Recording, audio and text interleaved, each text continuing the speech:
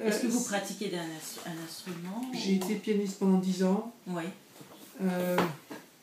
Dans ma famille, c'est bourré de musiciens. Mon frère est professionnel, enfin, il est dans les compositeurs de musique de film.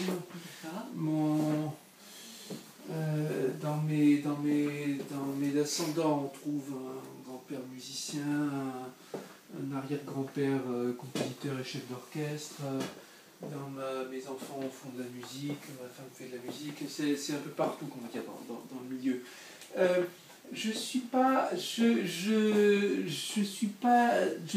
Il y a, pour caricaturer, comme j'expliquerai demain à l'IRCAM, sur le lien musique mathématique en musique contemporaine, il y a deux approches très différentes.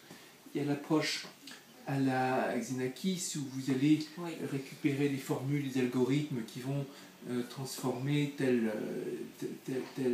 théorème, enfin non pas tel théorème, mais tels objets mathématiques en objets musicaux. Il y avait un prix récemment, dans le prix de la recherche, je pense, le coup de cœur de l'an dernier, il y avait quelque chose aussi, un logiciel, Antefosco, quelque chose comme ça, qui était lié à ce genre d'idée.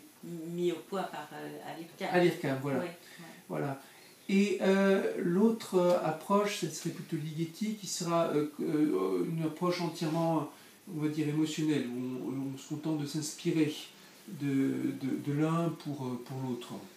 Et il s'agit de récupérer, enfin, de comprendre l'essence de certaines théories mathématiques, les mots-clés se mettent dans l'esprit, et puis après faire jouer, mettre à l'œuvre les mécanismes intuitifs, artistiques ou autres pour répondre à ça,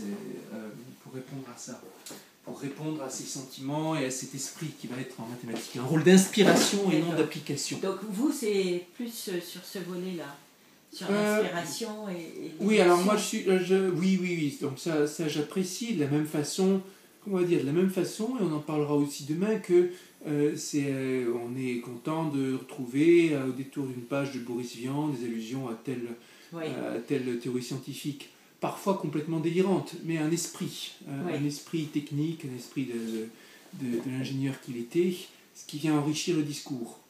Les mangas, non, je n'en ai pas toujours lu. Oui. Ça s'est fait comme beaucoup de choses. Un jour, chez une copine, copain, qui sait quoi, j'avais une belle collection, et puis elle a commencé à m'expliquer, et puis c'était un point d'entrée. Et puis tel auteur, et tel truc, et puis ça a commencé comme ça. Et j'avais, je sais plus quel âge j'avais, mais j'étais dans ah oui, je devais avoir... enfin, c'était il y a 10 ans peut-être, quelque chose comme ça. C'était pas quand j'étais gamin. De la même façon, et puis avant, c'est comme tout. Tant qu'on vous donne pas, tant qu'il n'y a pas quelqu'un qui vous guide pour entrer, vous ne voyez pas le truc. Rien. C'est comme les comics américains. Les comics américains, pendant des années, j'ai considéré ça comme un truc et tout, jusqu'à ce qu'il y ait un de mes collègues, jusqu'à ce qu'il y ait un de mes, je sais plus quoi, ou quelqu'un qui m'avait aiguillé sur tel truc. Je me suis mis à lire le Sandman, je sais pas si vous connaissez Sandman, Neil Gaiman. Donc j'ai commencé là, et puis extraordinaire. Et puis après, je me suis mis à lire des auteurs comme comment il s'appelle le gars avec sa grande barbe et tout. C'est pas Crumb quand même. Pardon, non, c'est pas Crumb. C'est pas Crumb. Le gars qui a écrit Watchmen, un